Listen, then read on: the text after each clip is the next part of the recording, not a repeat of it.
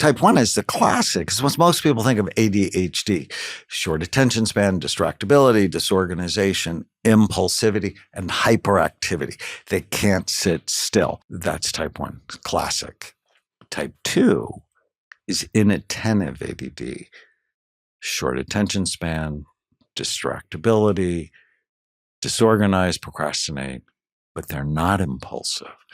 And more common in girls, they're not hyperactive. In fact, they can be a little bit hypoactive.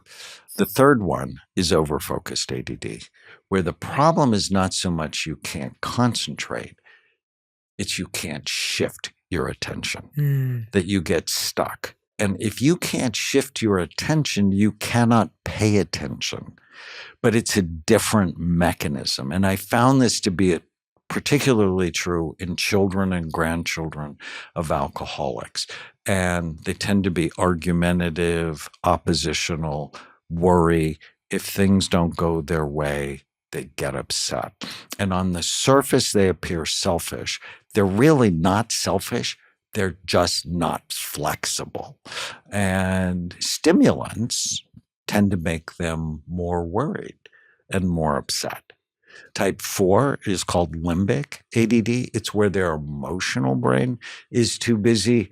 And it's sort of like ADD plus mild depression.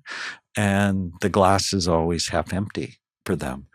Type 5, which I think is such an interesting one, is temporal lobe ADD. They have problems in one or both of their temporal lobes, often goes with learning problems, but mood instability, irritability, temper problems. And then the ring of fire, that's one I may be most known for. The problem is not low activity, it's too much activity. Please don't give them a stimulant because they can become violent and aggressive. I actually use a supplement to calm things down in their brain, very effective. And then the last one's anxious ADD, where they're really anxious. And so they tend to be early to things, but disorganized, distracted, so on. So knowing the type, and that's why Ritalin has a bad reputation. For the right brain, it's miraculous. For the wrong brain, it's a nightmare.